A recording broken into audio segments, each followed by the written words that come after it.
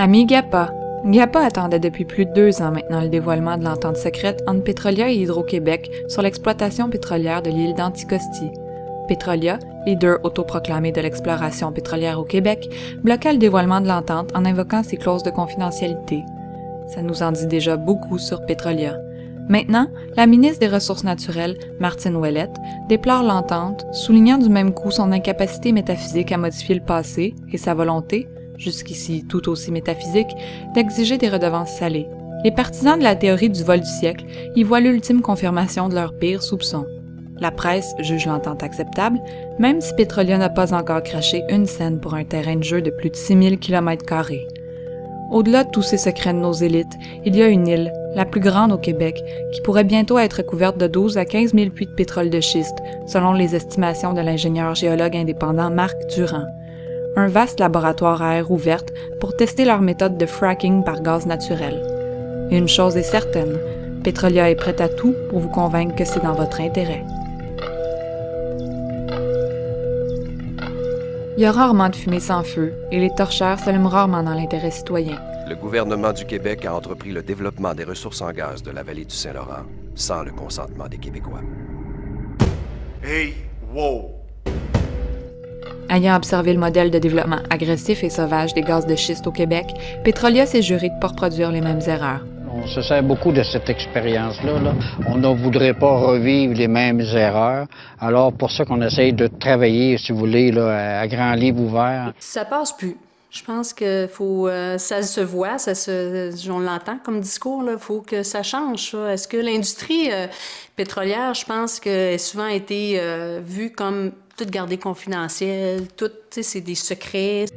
Souvenez-vous, sur la base de permis accordés en catimini par le gouvernement libéral, les gaz de schiste débarquent dans la vallée du Saint-Laurent sans avertissement. Des hélicoptères, d'abord, puis de l'équipement lourd shippé de l'Alberta, en même temps que de la main-d'œuvre, elle aussi venue d'Alberta. Immédiatement, les citoyennes et les citoyens se réveillent, s'informent auprès de leurs élus municipaux et provinciaux. Soit qu'on leur ment. Alors, j'ai communiqué avec le député, ils m'ont rappelé rapidement, ils m'ont dit que c'était des biscuits contre la rage. Ils laissent tomber des biscuits là, comme ça contre la rage, Soit qu'on reconnaît alors qu'on ne sait rien. On mesure encore mal l'audace et la brutalité de cette industrie qui, surprise par l'ampleur de la mobilisation citoyenne et en panique, se paye Lucien Bouchard et André Boisclair afin de défendre ses intérêts dans les médias. Les opposants, supposément les plus radicaux, sont placés sous écoute. Le SCRS, la GRC, en vertu des nouvelles dispositions antiterroristes du gouvernement Harper, et puis la page Facebook de militants et de militantes, et qui sait quoi d'autre encore. Mais trop peu, trop tard. Une entreprise d'exploration et d'exploitation des hydrocarbures ne saurait se passer d'une autre entreprise, celle qui explore et exploite nos naïvetés, nos cerveaux, les relations publiques. Et ça, Petrolia l'a bien compris. Mais c'est pas parce qu'on vous casse les 2 jambes en vous susurrant à l'oreille que tout va bien aller que ça va faire moins mal. À ses propres yeux, Petrolia dégouline de vertus. Sensibilité, respect, responsabilité, écoute, transparence, rigueur, dialogue, on se jurait avoir à faire une sorte de Saint François d'Assise de l'art noir. Il est possible de juger de la bonne foi de l'entreprise sur la base de ses comportements passés. De plus, le modèle propagandiste développé par Petrolia est à ce point grotesque qu'il nous offre une formation éclair en relations publiques et en esprit critique. Il y a un peu plus d'1 an, face aux inquiétudes légitimes des citoyens et des citoyennes de Gaspé par rapport au projet de forage Haldimand, Petrolia se paye une série de 8 émissions d'information, d'1 demi-heure chacune, disponibles en ligne, mais aussi diffusées sur la chaîne de télévision locale Télé-Gaspé. L'animatrice qui nous informe le fait si bien qu'on croirait qu'elle fait partie de l'équipe de Petrolia. Bienvenue à cette série d'émissions d'information sur l'exploration pétrolière dans l'Est du Québec. Le Québec est surtout reconnu pour ses ressources minières. Quels territoires du Québec sont susceptibles de détenir un potentiel en hydrocarbures? Quels sont les droits et les obligations des compagnies pétrolières qui détiennent un permis d'exploration? Quels sont vos droits?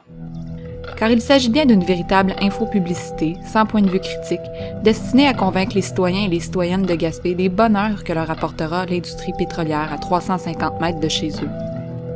Oh, et aussi, une belle cour d'école primaire toute rénovée, une gracieuseté financée par Petrolia, ça peut toujours aider aussi.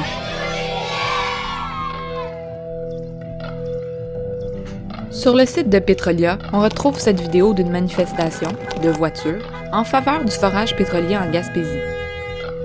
Il s'agit du regroupement pour l'avancement économique de la Gaspésie, un groupe de gens d'affaires et de citoyens de la région fondé en janvier 2013 et dont la principale activité à ce jour est d'avoir tenu cette manifestation. Si on peut légitimement se demander qui a payé pour ces pancartes que tiennent les gens, il faut savoir que cette manifestation a été organisée entre autres par David McCullum, membre du regroupement qui siège également sur le conseil d'administration de Petrolia. Aujourd'hui, je porte toujours la même casquette, c'est la casquette régionale. Puis, si tout le monde dit non, puis il n'y a personne qui dit oui, mais ça va toujours être non. Puis c'est correct. Sauf que moi, je dis nous oui, puis on verra la suite des choses. C'est ce qu'on appelle de l'astroturfing. L'astroturf, par opposition à un mouvement qu'on dit grassroots, qui vient de la base, est un mouvement implanté par une élite ou un groupe au pouvoir. Dan kalau kita syuting bagaimana yang ribuan orang itu semua yang ada di lapangan itu orang bayaran. Kalau nggak ada duit nggak bisa. Mereka tuh pasti bertanya-tanya antara kawan sama kawan. Sudah berapa dikasih? Oh, tapi hatinya dongkol. Apa gimana nih? L'astroturfing, c'est aussi une méthode d'inception, parce que le mouvement implanté par l'élite peut éventuellement être repris par la base. Elle veut créer les emplois 52 semaines par année. En preuve de sa grande ouverture, Petrolia met sur pied des pseudo-forums citoyens et des séances d'information. Mais qui sont ces experts qui siègent sur leur panel? Géologue à l'emploi de l'Institut national de recherche scientifique, ou INRS, René Lefebvre a été mandaté par Petrolia pour produire une étude sur les risques de contamination de la nappe phréatique en cas de forage pour le projet Aldiman 4. Son verdict? La contamination est pratiquement inconcevable. Mais pas de chance pour lui, selon un rapport du ministère de l'Environnement, 2 des puits construits par l'INRS, précisément à des fins d'observation de la nappe phréatique, ont causé des fuites de gaz sur le territoire. Le rapport révèle aussi qu'il n'y a pas d'équipement de captage et de traitement des gaz au puits Haldimand de numéro 1. Exactement, Catherine. Et le groupe citoyen déplore que depuis que cette évaluation a été réalisée en septembre dernier, eh bien, ni le ministère de l'Environnement, ni Petrolia est en mesure de dire de quel type de gaz il s'agit et on n'a toujours pas réglé le problème. Nous avons un petit problème qui, nous l'espérons, va se résoudre grâce à votre collaboration avec Petrolia. Quoi? Moi?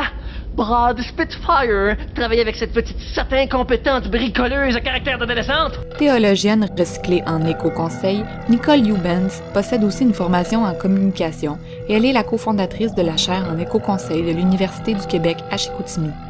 Vous ne connaissez pas l'éco-conseil? C'est difficile à définir parce qu'on a à la fois tous quelque chose de commun et on est tous différents. Nous, notre rôle, c'est de donner envie et de rendre les choses possibles. Il faut, à mon avis, une bonne dose d'ouverture d'esprit. C'est un travail qui change tous les jours. Il faut être extrêmement polyvalent. C'est un peu un caméléon, voilà. Je vais dire que c'est un caméléon. On peut donc définir l'éco-conseil comme une pseudo-science à mi-chemin entre le greenwashing et une psychothérapie que s'offre Nicole. J'ai essayé d'un point de vue éthique de savoir c'est quoi le monde que je voudrais pour le fils de mon fils. N'ayant pas peur de la contradiction, cette spécialiste du développement durable souhaite créer un monde plus libre, plus juste, plus vert et plus responsable. Avec l'exploitation du pétrole. Moi, je veux endormir personne, ça sûrement pas. Nicole tenait absolument à faire de ces forums une recherche praxéologique, dans ce cas-ci, sur le rôle de l'éco-conseiller en situation de conflit socio-environnemental. Des plaintes ont été émises quant au conflit d'intérêts potentiels et à la nécessité d'une évaluation éthique de son protocole de recherche. Réponse de la chaire en éco-conseil de l'UQAC, étant donné que l'objet de la recherche de Nicole est plus ou moins Nicole elle-même, ces plaintes sont non fondées. Alors, détrompez-vous, cette femme n'est pas assise ici en tant que représentante de Petrolia. Non, en réalité, Nicole est en train de s'étudier elle-même au nom de la recherche scientifique. Jeune émule de Nicole, voici Peggy Henry. Peggy et Nicole seront payés en tout 60 000 $ par Petrolia pour assurer l'enrobage écolo de la compagnie aux yeux des citoyens et des citoyennes. Le mémoire de maîtrise qu'a rédigé Peggy à cette occasion contient en annexe l'entente conclue entre l'UQAC et Petrolia, entente qui comprend entre autres des clauses d'échange d'informations confidentielles. Difficile de donner un meilleur exemple des liens de plus en plus étroits entre les entreprises privées et les universités. Je suis toute nouvelle là, dans les controverses. Gappa s'est d'ailleurs bien amusé en lisant son mémoire. If you knew Peggy Sue, then you know why I feel blue without Peggy. My Peggy Sue. Oh, well, I love you, Gallix. I love you, Peggy Sue. Ah oui, et soulignons que maintenant, Petrolia est partenaire aux travaux de la chaire Anticosti de l'Université Laval pour déterminer l'impact des activités pétrolières sur le comportement des cerfs de Virginie. Get up, Bambi.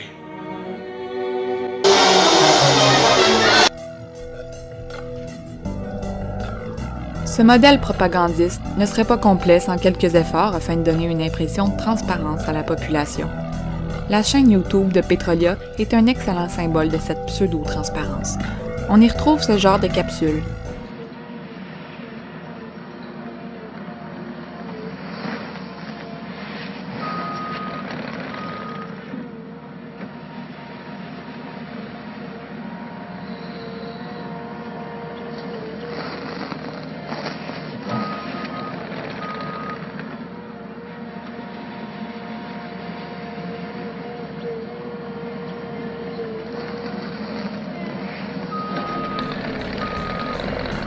Des gens qui creusent des trous, qui posent des trucs sur le sol avec d'autres trucs et qui regardent des trucs dans des microscopes sans aucune explication sur ce qu'ils sont en train de faire. Êtes-vous rassurés maintenant? La question de la fracturation hydraulique par gaz, cette méthode d'extraction expérimentale qui sera utilisée à Anticosti et peut-être éventuellement à Gaspé, n'est jamais abordée. François Roussy, le maire de Gaspé, s'était lui aussi fait prendre au jeu au départ. Avant l'obtention du permis au mois de mai dernier pour Alderman 4, on sentait une grande ouverture, on nous faisait des belles promesses. L'INRS était là aussi pour assurer la protection de l'eau potable, la connaissance de toute l'hydrogéologie du secteur. Puis je peux vous dire que la minute que le permis a été octroyé par le gouvernement du Québec à Petrolia, c'est là où toute cette relation d'ouverture, ces réponses qu'on avait lorsqu'on posait des questions, la dynamique a complètement changé. Si le règlement du maire a réussi à freiner le projet de forage Aldiman 4 pour l'instant, Petrolia n'a pas dit son dernier mot et conteste la validité constitutionnelle du règlement, tout en engageant une poursuite contre la ville de Gaspé. L'affaire n'est toujours pas réglée à ce jour. De son côté, le maire d'Anticosti quitte son poste le 31 décembre 2012 et devient, 7 mois plus tard, lobbyiste pour nul autre que la compagnie Petrolia. Parfois, la vie arrange bien les choses. Ses concitoyens et ses concitoyennes, eux, ont déchanté assez vite lorsque Petrolia a eu recours à l'article 25 de la loi sur l'accès aux documents des organismes pour les empêcher d'obtenir des informations suite à une fuite de méthane observée sur le site d'un puits exploratoire. Mais il y a pire. Comme l'a pointé Philippe Gauthier dans une chronique au Voir, les assises scientifiques du potentiel pétrolier d'Anticosti sont très faibles. Dans le rapport Sproul, remis aux actionnaires de Petrolia en 2011, on précise qu'il n'existe aucune certitude quant aux estimations ou à la possibilité de découvrir du pétrole sous l'île d'Anticosti, et encore moins quant à sa rentabilité commerciale. Car Petrolia, cette entreprise junior, veut vendre du rêve bien avant de vendre du pétrole. Vendre du rêve à ses actionnaires, au gouvernement et à vous, citoyens et citoyennes, en faisant miroiter tous ces beaux dollars imaginaires. De ses débuts limités à la communauté locale, la campagne de propagande de Petrolia atteint son point d'orgue en août dernier, alors qu'elle se paie une ridicule publicité diffusée aux heures de grande écoute et faisant appel au nationalisme primaire des Québécois et des Québécoises. À la lumière de la démission surprise d'André Proulx à la tête de l'entreprise, cette campagne constitue donc l'un des derniers gestes de Petrolia sous sa gouverne, une sorte de testament corporatif. Ça et le retrait de la bande-annonce parodique que Gappa diffusait sur YouTube pour cette vidéo. Le Devoir nous apprenait récemment que Petrolia a 9 lobbyistes inscrits au registre québécois. Tout comme elle s'est payée 7 pubs, et des médias locaux, des chercheurs universitaires, des sondages, des avocats, des forums citoyens et des militants, l'entreprise se paye donc une écoute privilégiée auprès de nos élus. Mais ne vous inquiétez pas, après tout ce beau monde prétend travailler jour et nuit pour vous, pour vos enfants, vos petits-enfants, pour la science, la vérité, l'environnement, la démocratie, et même pour ce cerf d'Anticosti. Oui, vous avez bien compris. L'industrie pétrolière, meilleur ami du cerf, est aussi votre meilleur ami. Gappa. Surveiller, diffuser, combattre.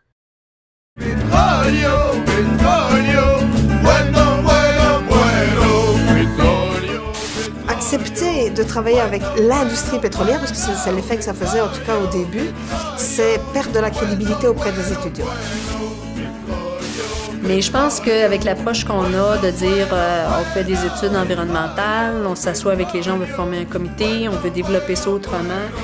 Si ça, c'est cobaye, je trouve ça un cobaye positif.